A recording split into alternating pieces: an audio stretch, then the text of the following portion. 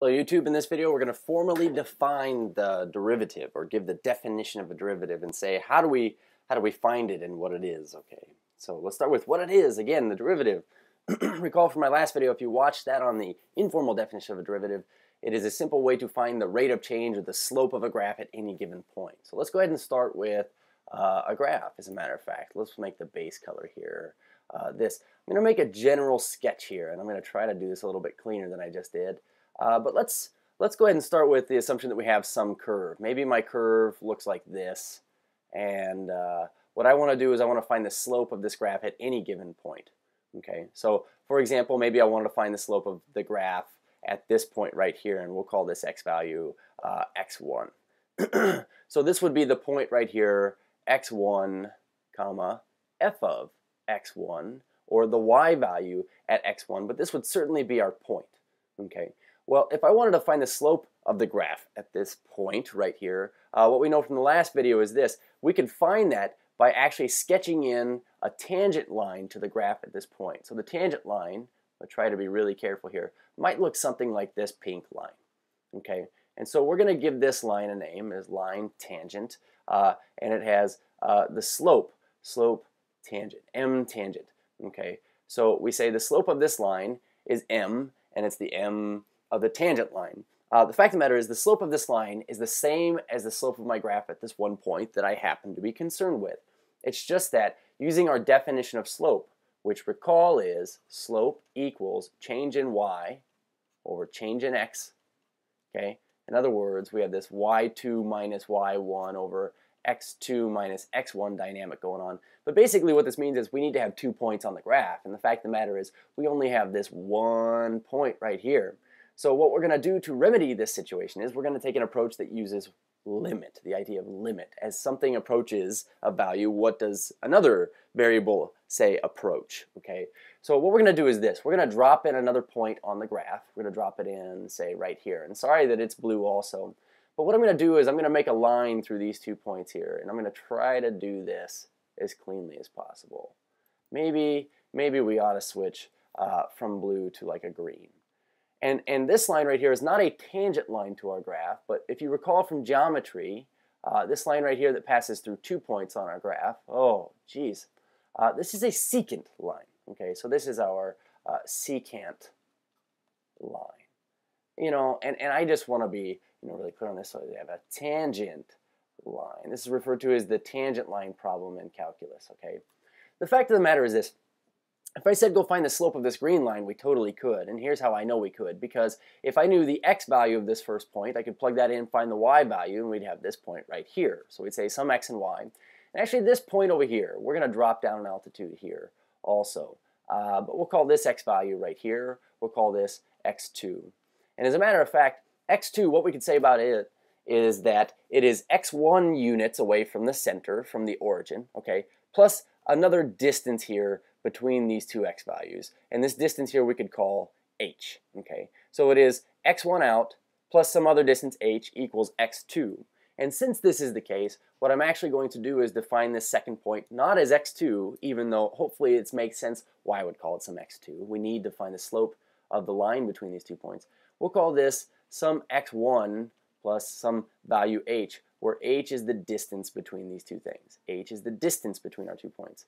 Now the reason why I bring this up is because I want to find the slope of this green line, which means green line, we're going to find the slope. We need to find the rise over the run. So here's my rise over run. We could find it this way. We called this delta y, or change in y values. So this was y2 minus y1, and we called this delta x, which is our change in x values, which is x2 minus x1. However, for the sake of this example, what we're going to do is we're going to say change in x is this distance h. So change in x is h, this distance between my x values here. And that would be the second x value minus the first x value. So we say this distance here, h, you can see that if I were to take the second x value, which is x1 plus h, and subtract off the first x value, x1, I would just get my x1s to cancel, I get h. Okay, so this distance h there, and then our change in y's. Now here's the interesting thing about it. This point up here, we said is some xy, but our x value we said was x1 plus h. And in this case, we'd say, well, to get the y value, this would be f of x1 plus this distance h. We would plug it into the function to get the y value. Okay, so we would say the slope of our secant line, we'll call this m secant, would be this. Let's formally define this here. We say the rise, which would be the y value up here, which is f of x plus h. I'm just going to write x. Okay, so we say it is f of x plus h. That is our y2 minus y1, and y1, look at the point over here. We said we had f of x. Okay, so minus f of x. This is y2 minus y1. Now let's go down. We do x2 minus x1. Remember, x2 minus x1 in this case is kind of this x plus h minus x, which left behind just this distance h, this horizontal distance h. So we say all over h. Okay, so I'm going to get these things out of the way here. But basically, this would be the slope of our secant line. Now here's where the calculus and the limits come into play. The fact of the matter is this green line right here does not have the same slope as the slope of the line we're trying to find, which is the tangent line. But if you can imagine this, I don't know if you see my cursor here, but if we were to take this point up here and slide it down the curve. So slide it down. So maybe now, you know, it would be located right here. Right here. And our new secant line would look something like this. Okay, it looks something like this. And what if we slid it further down the curve? And our new secant line would look like this. Like this, okay, like this. What you're noticing is the closer together I slide these 2 points, this top one, if I slide it down along the curve, the secant line that goes through it becomes really, really close to the slope of the tangent line. But what is also happening is this. That means the closer they get, then the h value between them approaches 0. Okay? It approaches 0. And so the problem here is this. If we were to try to find the slope of a graph at an individual point, you know, like rise over run, like the tangent line, it has no rise, it has no run. The slope of this line would be like 0 over 0, which is what we call indeterminate form. But if I were to find the slope of the secant line and say, hey, what is the slope of the secant line getting really close to as this distance between the 2 points approaches 0, then we would get this thing that would be so close to the slope of the tangent line, we might as well call it that. So we say the slope of the tangent line, this is big, this is big, this is the derivative right here, derivative. You want to write this thing down. Is this, the slope of the tangent line is equal to the limit, I'm going to be really clear on this one, as h goes to 0 of this. Well, let's just put this, of the slope of the secant line. In other words, as the slope of the secant line, you know, like as h goes to 0, as this denominator gets really close to 0 down here, the distance between the 2 points closes in, then this closes in on the slope of the tangent line and becomes it. So we say the limit as h goes to 0 of this, f of x plus h minus f of x all over h. Get used to this. This is the definition of the derivative. And so to sort of illustrate this, I know the video is getting kind of long, but let's go over here and take a look at this graph. This is the graph of y equals 1/10 x squared. And to be honest with you, I'm giving us 1/10 x squared because I just want you to be able to see a wide curve here. But that's this curve here in blue. And so let's kind of zoom in maybe a little bit here. Get a little more, you can see the numbers a little better. There we go.